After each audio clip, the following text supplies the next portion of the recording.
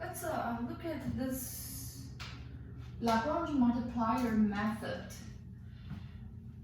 Lagrange multiplier method is a method that's used to solve optimization problems with constraints.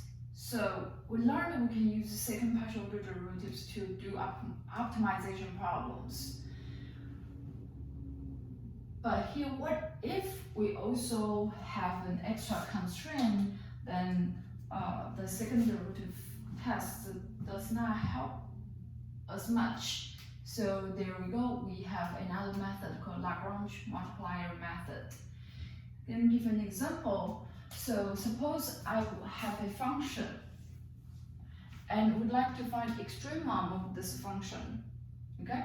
So without the constraint, without any extra conditions, then we can just use the second partial derivative test to find extremum values for the function f. However, in here we have a condition. So we want the function value, the x and y, satisfy this condition too. So this is our constraint.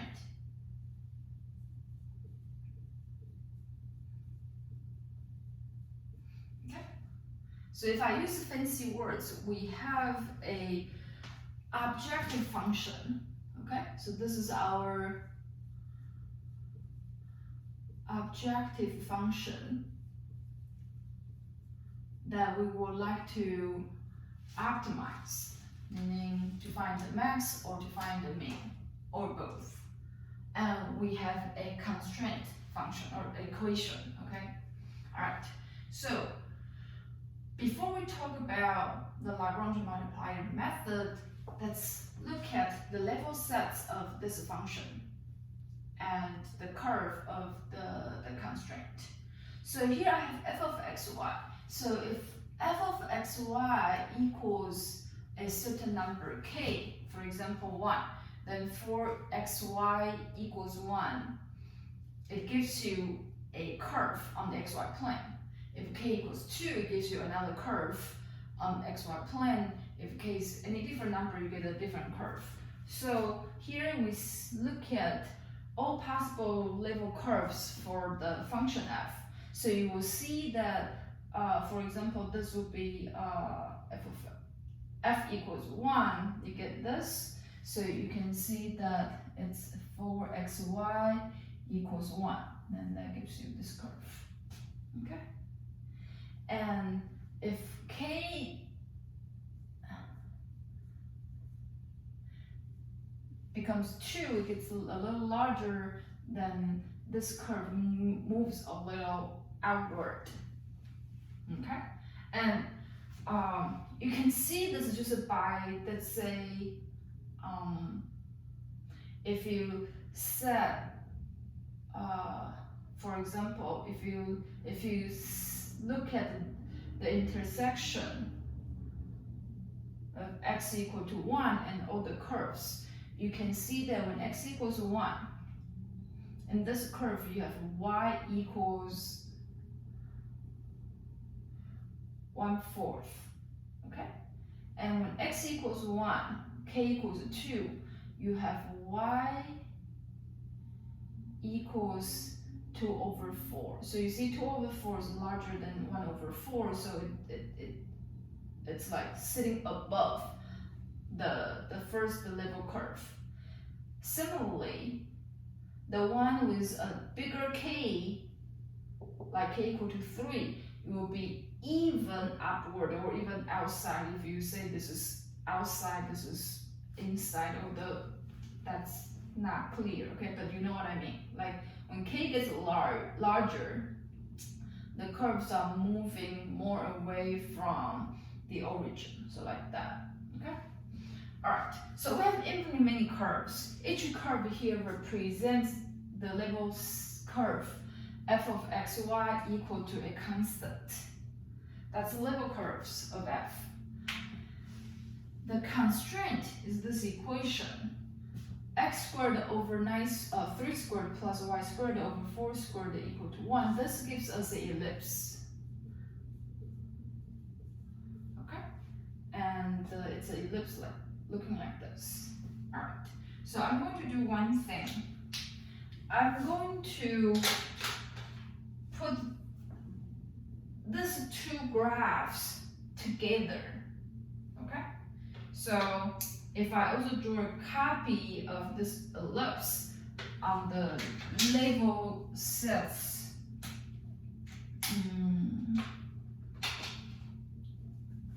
of F on this chart, then I will say, for example, this is what I see.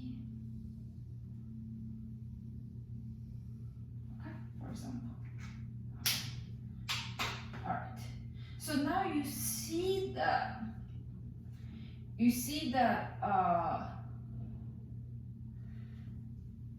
if f of xy equal to k and k is too large, if k is too large,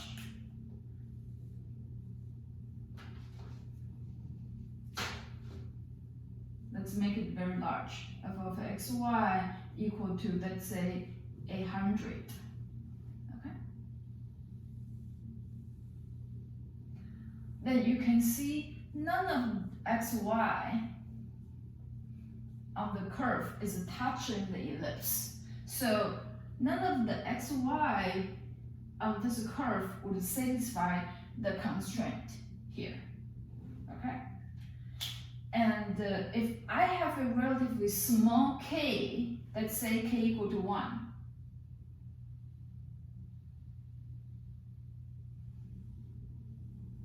let's say k equal to 1, for example, then I see that on this curve, I have one point here. It satisfies the constraint because this point sits on the ellipse. And I have another point here, satisfies the constraint. So these two points at the intersections will give me a f value satisfying the constraint.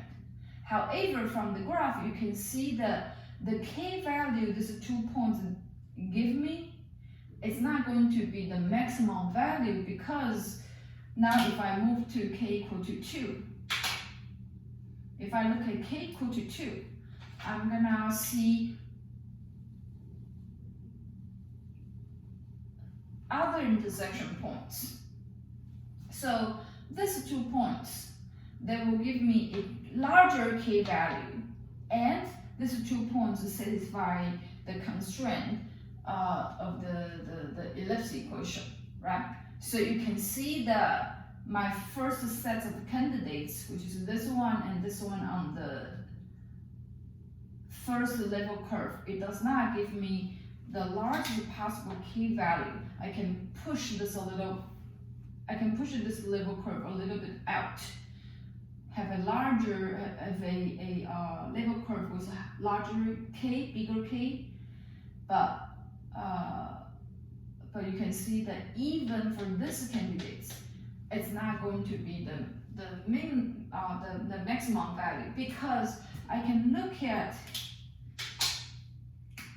try to find the k so that the level curve and the ellipse, they only touch at one point. If they only touch at one point, that means what? That means if you choose another bigger k, this curve is not going to touch the ellipse at all. That means none of the points on the curve would satisfy the constraint, right? Okay, so we're looking for that level curve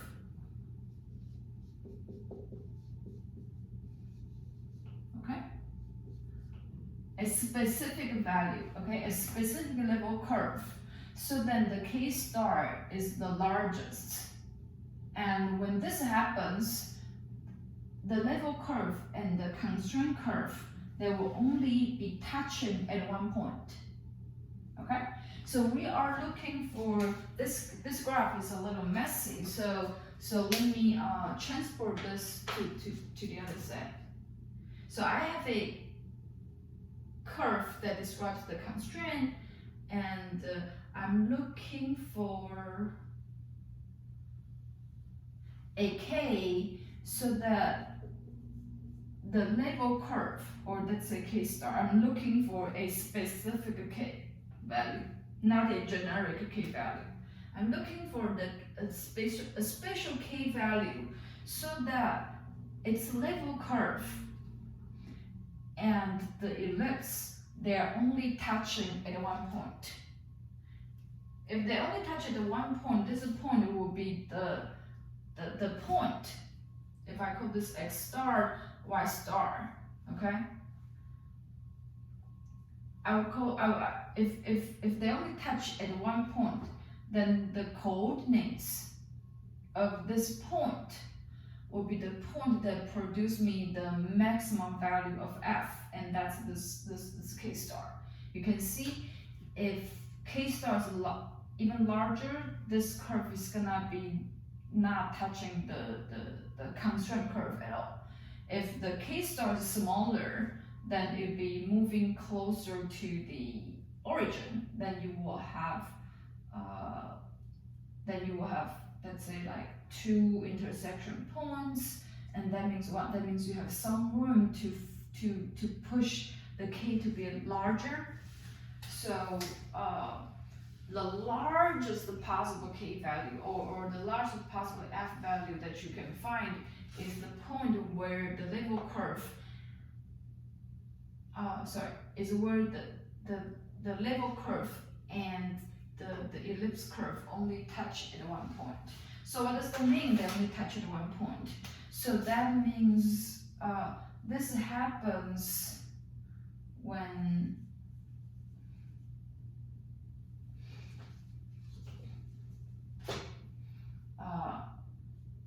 f of xy equal to this particular, so here I used to start to say I'm looking at one particular curve as opposed to just the generic k, and we have generic sets of curves. Okay, so the specific curve and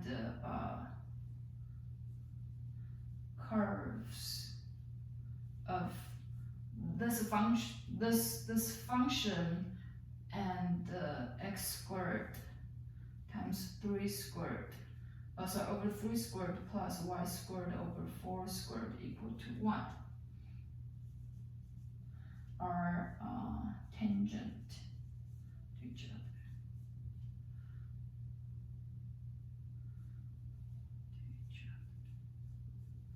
Okay. This is another way to say they only touch at one point. Okay, so now they only touch at one point. So remember, when I have a level curve, okay, so I'm looking at this level curve, the gradient, okay, I don't know which direction it is, could be pointing this direction, could be pointing that direction.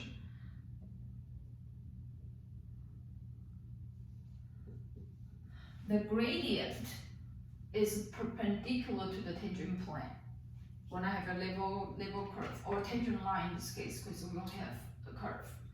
Okay. Similarly, where is my green? Similarly, for the ellipse, let me call it a name. So let's say this function is my g of xy. So the constraint is g of xy equal to 1. So this again is a level curve. It's a level curve of the g function. Then gradient g will be a normal curve, okay? Meaning it's normal direction or normal vector that is perpendicular to the tangent plane. Okay? So now you see that the gradient f and the gradient g are in the same direction or the opposite direction, but they're sitting along the same line. Okay? So what does that mean? That means when the maximum value subject to the condition, the constraint, happens, you see the level curve is tangent to the constraint curve, meaning they share the same tangent plane, meaning their gradients are either in the same direction or in the opposite direction. So this is very important. So from here, we see that when this happens, the gradient f must be some portion times gradient g, okay? So that's some portion, some number, some scale, okay? Lambda times gradient g. Lambda can be negative, can be positive. If lambda is positive, that means that these two vectors are pointing towards the same direction. If lambda is negative, that means, oh, gradient g is pointing the opposite direction, so if I have lambda negative, it will switch the direction, it will flip the direction. So gradient g, if it looks like this, then minus gradient g will be flipped 180 degrees like that. So they will be pointing towards the same directions. So this is the core observation or concept for Lagrange multiplier. Okay?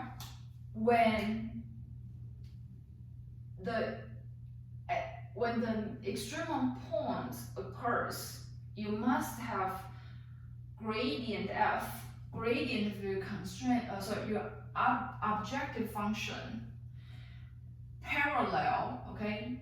Any scale times the same factor, so parallel to the gradient of the constraint function. If I call this function my g function, okay? So this is the key. This is the key. And I'll give you an example. Say, actually, let's just use this example, and I'll show you how we use Lagrange multiplier method to find the maximum value. Okay? But here it's very important using these two graphs to understand why when we use Lagrange multiplier method, we always set up this equation like here. Okay, so lambda is some scalar. We don't know what lambda is, but we just want to use an equation to describe these two directions are parallel. Okay.